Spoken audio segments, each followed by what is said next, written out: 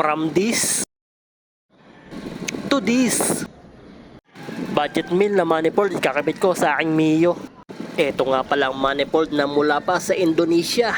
At dahil nga budget meal, hindi siya plug and play. Unang-una, kailangan pa natin itong i-port. Kaya dinala ko agad dito kay Boss Tolits para may port na agad. At ito na yung kinalabasan. Grabe, napaka-solid.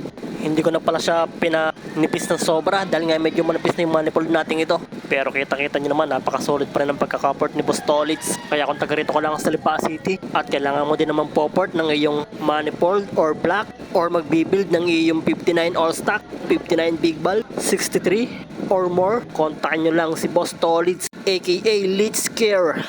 Kayang-kaya niya yan. Anyway, tara, ikabit na natin. Bali, ang sabi ko kay Boss Tolits, ako na magkakabit. Tara, ikabit na natin. Kaya ito, itatransmission ko na lang para mabilis. Let's go! Yun! At naikabit na natin, guys. Ayan o. Medyo madilim. Bali, dito nga pala, guys, nagpalit ako ng 2 tornilyo na Allen wrench. At stainless na yan, guys. At dito, nagkaroon ako ng isang problema. Pag sinasalpang mo siya ng tornilyo, sumisikip yung isa. Kaya ang ginawa ko, pinaluwag ko yung isang tornilyuhan. Kaya sabi ko sa inyo, hindi siya plug and play. Pangalawa, masyado siyang mababa. Kung lalampas pa sa 30mm ang carb mo, tutukod na sa ilalim ng makina yung inyong karburador. Pero pwede naman siya tumaas, mag-a-add lang kayo ng fibra. At dahil nga mababa siya, may clean tornilyo lang ang bibili nyo. Kumpara sa stock. Bali, unang start nga pala to, guys. Alright. Kung mapapansin nyo, andar agad. Pero hindi ko pa rin recommended tong manifold na ito, guys. Unang-una, defect din ako na may padala sa inyo. Kagaya nung sa akin, dito sa part na ito, hindi pa pala siya nakatono, guys. Kaya parang ano pa siya, singa. Dahil nga naging okay na yung ating manifold at wala na siyang singaw sa ating vacuum.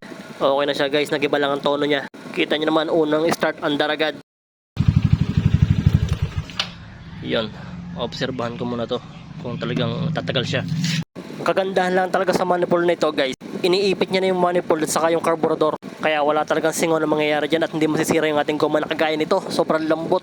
Yun lang din nagustuhan ko sa manifold na yun. Lalo at kargado ang motor natin. Pero hindi ko pa rin siya recommended. Lalo kung kayo lang ang gagawa or magdi-DIY kayo.